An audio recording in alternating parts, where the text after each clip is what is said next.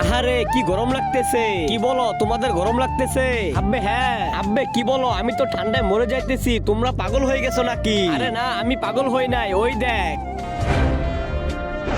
মজা লাগে ভাই। আব্বে এরাও পাগল হয়ে গেছে নাকি? যে ঠান্ডা পড়তেছে কেমন করে তারা আইসক্রিম খায়। ওই সাকতা হে সাইন্টিস্ট দেখো না, এরা তো পাগল হয়ে গেছে, সবগুলা বলে গরম লাগতেছে, এদের তুমি ঠিক করে দাও। আব্বে কি বলো, তারা তো পাগল হয়নি, তুমি তো পাগল হয়ে গেছো।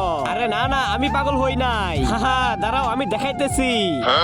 এই দেখো, এই ওষুধটা যে খাবে সে অনেক গরম লাগবে, সে গরমে পাগল হয়ে যাবে। আরে সাইন্টিস্ট তুমি দেরি করতেছো কেন? তাড়াতাড়ি আমাকে দাও। দূর, আমি দিতে পারি, একটা শর্ত আছে, আমাকে একটা কাজ করে দিবি। তো বলো কি কাজ করে দিব, তাড়াতাড়ি বলো। এই না, থ্যাংক ইউ। আব্বে সালা, আমি তোকে দেই নাই, আমার গার্লফ্রেন্ডকে দিছি, তার আজকে বার্থডে, যা তাকে দিয়ে আসো। তো আপনি গেলে কি হবে? শালারে কেমন করে বুঝায়, এর আগের বার দেখা করতে